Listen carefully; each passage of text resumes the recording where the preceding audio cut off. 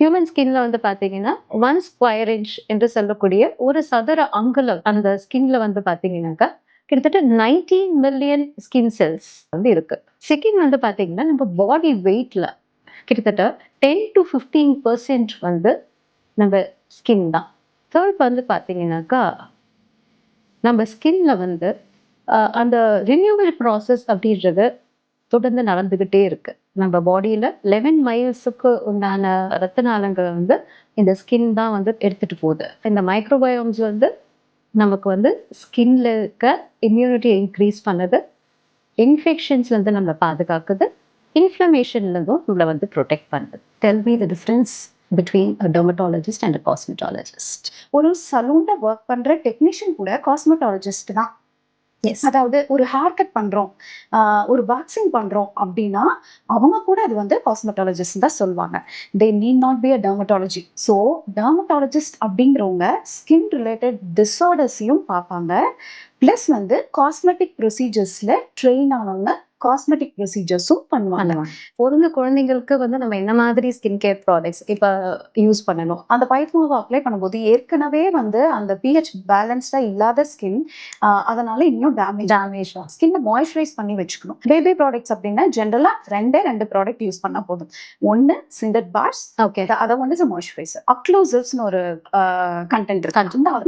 அப்படின்னா என்விரான்மெண்ட்ல இருந்து மாய்ஸ்சரை நம்மளுக்கு அப்சர்வ் பண்ணிட்டாங்க. ஹியூமெக்டன்ட்டோட எமோலியன்ஸ் அக்ளூசிவ்ஸ் அந்த ப்ராடக்ட்ஸ்ல இப்போ மாய்ஸ்சரைசரா இருந்தாலும் சிண்டட்ஸா இருந்துச்சுனாலும் 3 விஷயம் பார்க்கணும்.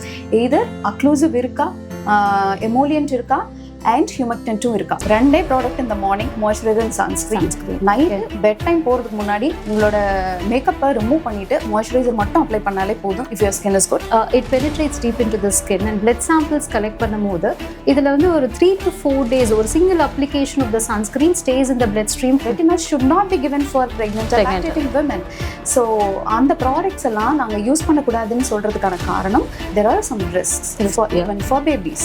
ஆக்னி ப்ராப்ளம் அப்படிங்கிறது ரொம்ப காமனாக இருக்குது. ஸோ டீனேஜ் இதில் ஆரம்பிக்குதுன்றாங்க. But most of the adults also have this problem. நிறைய பேர் பார்த்தீங்கன்னா நோஸ்ல சின்னலாம் ஒரு மேடு மாதிரி இருக்கும். அது ஆக்னி வந்துச்சு, ரொம்ப நாள் ஆச்சு, எனக்கு போகவே இல்லை அப்படின்னு சொல்லுவாங்க. அது ஆக்னி வந்துட்டு போயிருக்கும், பட் அது ஆக்சுவலி ஸ்கார், ஹைப்பர்ட்ரோஃபிக் ஸ்கார், எலிவேட்டட் ஸ்கார்னு சொல்லுவாங்க. ஓகே, ஸோ அது வந்து நோஸ்ல சின்னலாம் அந்த மாதிரி கூட வரும். சொல்லடி சிவசக்தி என்னை சுடர் மிகும் அறிவுடன் படைத்து விட்டாய், வல்லமை தாராயோ இந்த மானுடம் பயனுற வாழ்வதற்கே.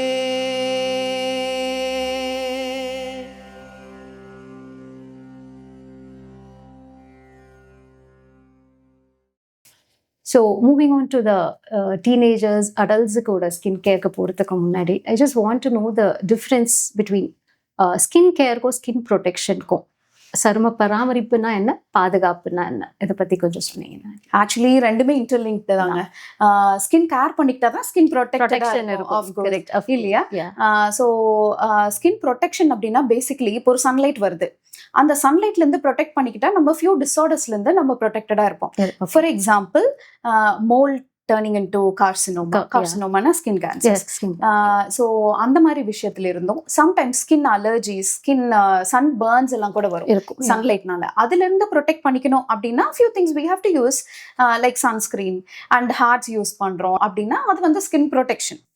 ஸ்கின் கேர்னா நம்மளுக்கு எந்த ப்ராப்ளமும் கிடையாது. Just we are carrying our skin. We want our skin to be healthy. நம்ம அதுக்காக கேர் பண்ணிக்கிறதும் ஸ்கின் கேர் தான். அது comes under skin protection too. அது basically skin care தான். It leads to skin protection. ரெண்டுமே வந்து we cannot say இது ஒரு செப்பரேட் watertight compartments இல்ல, both interlinked. இப்போ ஸ்கின் கேர்னா நிறைய இதுல ப்ரொஃபைல்ல நிறைய பேஜ்ல எல்லாம் பார்த்துருப்பீங்க, நிறைய இன்ஃப்ளூயன்சர்ஸ் கூட போட்டுருப்பாங்க morning skin care routine, evening skin care routine, அந்த மாதிரி எல்லாம். பேசிக்கலி ஸ்கின் கேர் அப்படிங்கிறது வந்து ஸ்கின்னை ஹெல்தியா வச்சுக்கிறதுக்காக பண்ணக்கூடிய, நம்ம யூஸ் பண்ணக்கூடிய ப்ராடக்ட்ஸ், நம்ம ஃபாலோ பண்ணக்கூடிய டயட்ஸ் எல்லாமே ஸ்கின் கேர் தான். நம்மளோட ஸ்லீப் பேட்டர்ன் கூட. ஸோ இப்போ ப்ராடக்ட்ஸ் அப்படின்னு எடுத்துக்கிட்டா பேசிக்கலி நம்ம நிறைய ப்ராடக்ட்ஸ் யூஸ் பண்ணணும்னு அவசியம் கிடையாது. 2 ப்ராடக்ட் இந்த morning moisturiser and sunscreen. Night bed time போகிறதுக்கு முன்னாடி உங்களோட மேக்கப்பை ரிமூவ் பண்ணிட்டு மாய்ஸ்சரைசர் மட்டும் அப்ளை பண்ணாலே போதும். If your skin is good. In case உங்களுக்கு ஆன்டி ஏஜிங் ரெஜிமெண்ட்ஸ் தேவைப்படுது, உங்களுக்கு ஏதாவது கன்சர்ன்ஸ் இருக்கு அப்படின்னா கன்சல்ட் பண்ணிட்டு யூ கேன் யூஸ் ப்ராடக்ட்ஸ். அதுலேருந்து ஆட் ஆன் ப்ராடக்ட்ஸ் நம்ம யூஸ் பண்ணிக்கலாம். சரி, ஓகே. அண்ட் இந்த சன்ஸ்கிரீன்ஸ் பற்றி சொல்லும் போது ரிசர்ச் சேஸ் தட் இப்போ அந்த சன்ஸ்கிரீனில் இருக்க சில ஹார்ம்ஃபுல் கெமிக்கல்ஸ் லைக் ஆக்சிபியூட்டசன் இதெல்லாமே வந்து it penetrates deep into the skin and blood samples collect பண்ணும் போது இதில் வந்து ஒரு 3 to 4 days ஒரு single application of the sunscreen stays in the blood stream for around 3 to 4 days இருக்குது அப்படின்றாங்க.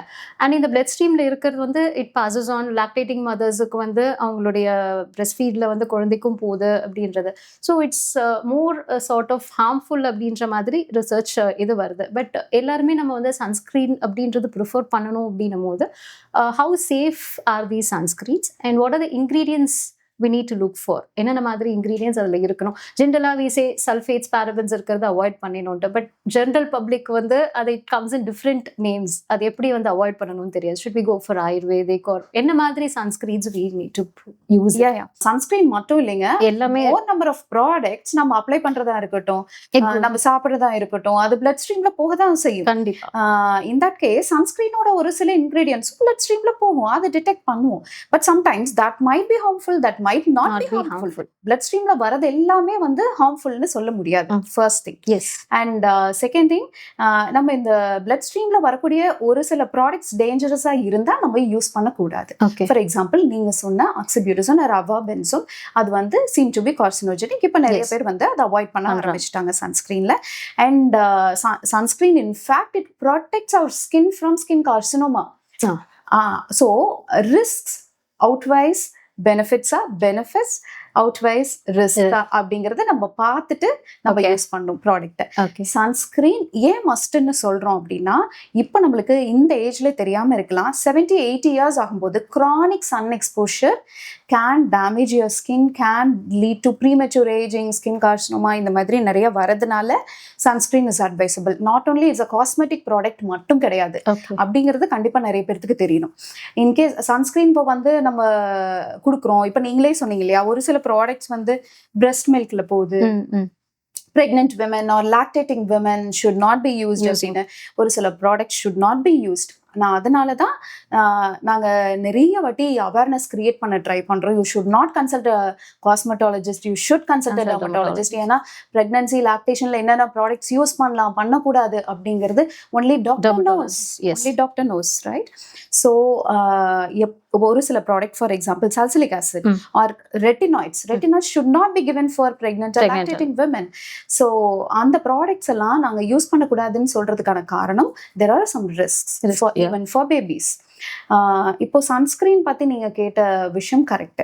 So that should be used, but you should select the product.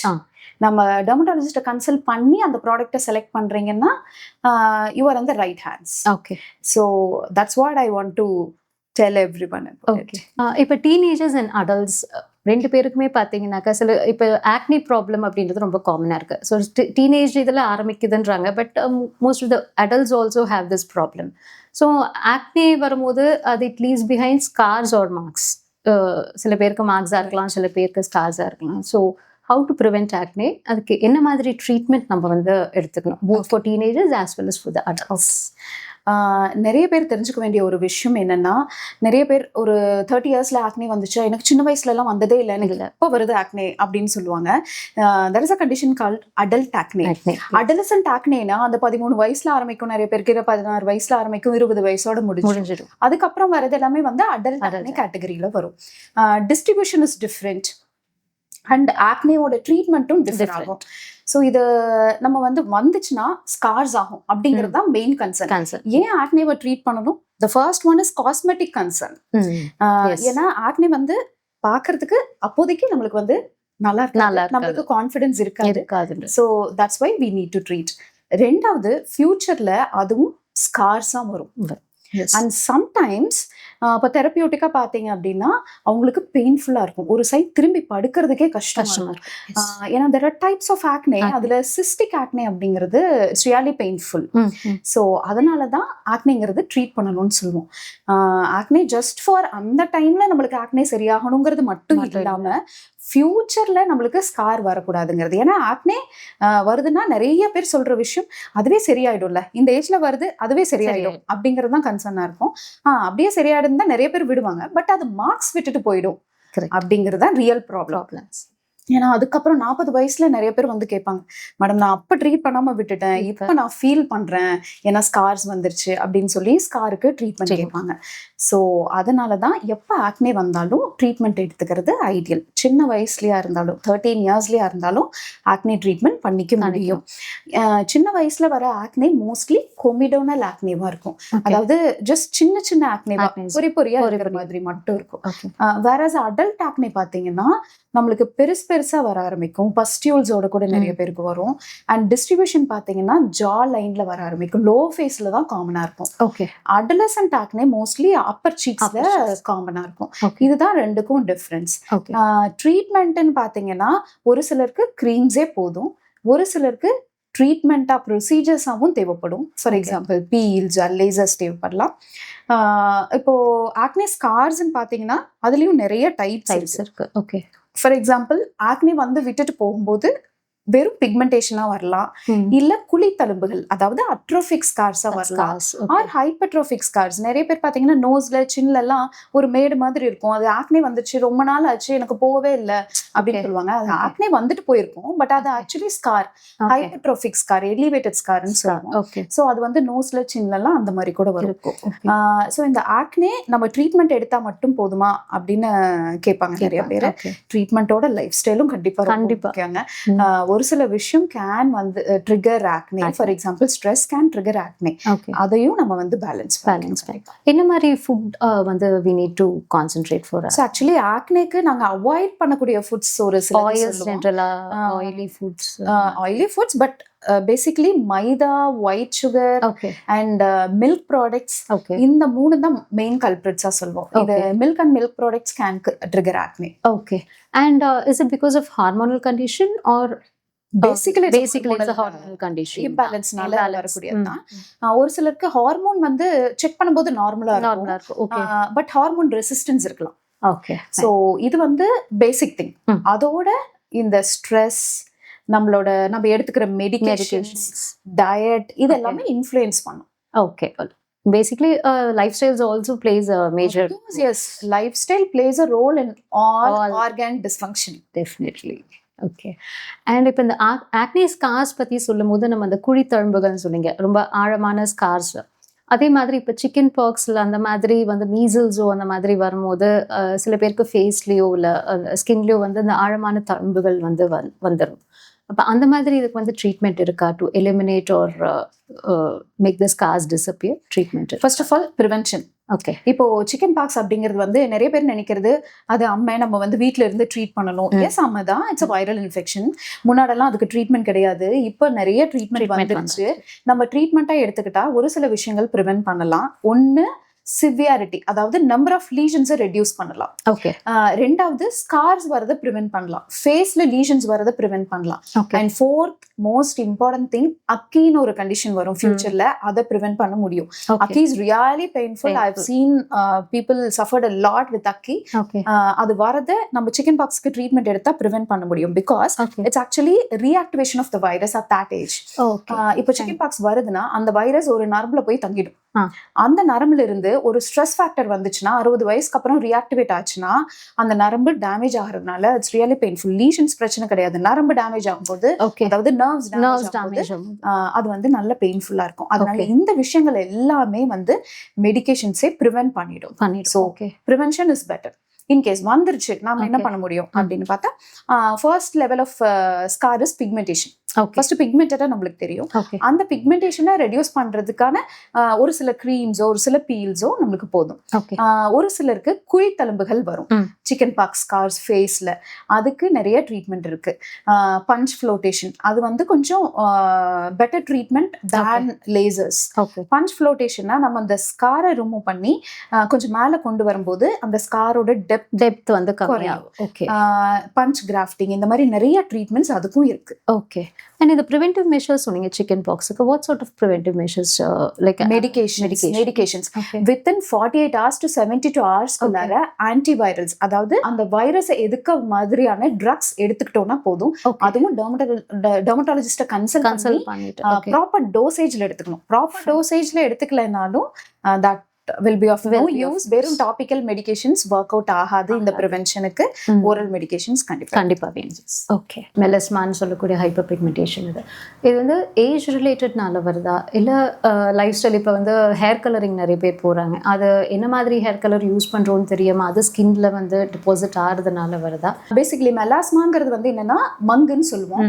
இந்த மங்கு ஒரு ஏஜ்க்கு அப்புறம் தான் நிறைய பேருக்கு வரும். ஆனா 20 வயசுக்குள்ளேயும் வரலாம். we have treated few people less than 20 years also. இப்போ வெயில்லயே வேலை செய்யறவங்க எல்லாத்துக்கும் மங்கு வருதா? நோ. வீட்டுக்குள்ளேயே இருக்கிறவங்களுக்கு கூட மங்கு இருக்கு. மோஸ்ட்லி நோஸ்லயும் சீக்ஸ்லயும், ஒரு சிலருக்கு ஐப்ரோஸ்க்கு மேல, சம்டைம்ஸ் அப்பர் லிப்ல, இந்த ரீஜன்ல எல்லாம் கூட வரலாம். இந்த மெலாஸ்மாக்கு நிறைய பேர் பாத்தீங்கன்னா தப்பான ட்ரீட்மெண்ட் தான் ஃபர்ஸ்ட் போவாங்க. ஃபர்ஸ்ட் எடுத்தோடனே ஒரு மெடிக்கல் ஷாப்ல போய் ஒரு க்ரீம் கேட்கறது, பார்லர்ல போய் ஒரு க்ரீம் கேட்கறது அப்படின்னு நிறைய பேர் ஸ்டீராய்டு அப்ளை பண்ணிட்டு தான் வருவாங்க. பிகாஸ் அதுக்கு ட்ரீட் பண்றதுக்கு அவங்களுக்கு தெரியாது. How do they know? That should not be done actually. Steroids once apply பண்ணிட்டோம்னா சொல்லடி சிவசக்தி என்னை சுடர்மிகும் அறிவுடன் படைத்து விட்டாய், வல்லமை தாராயோ இந்த மானுடம் பயனுற வாழ்வதற்கே.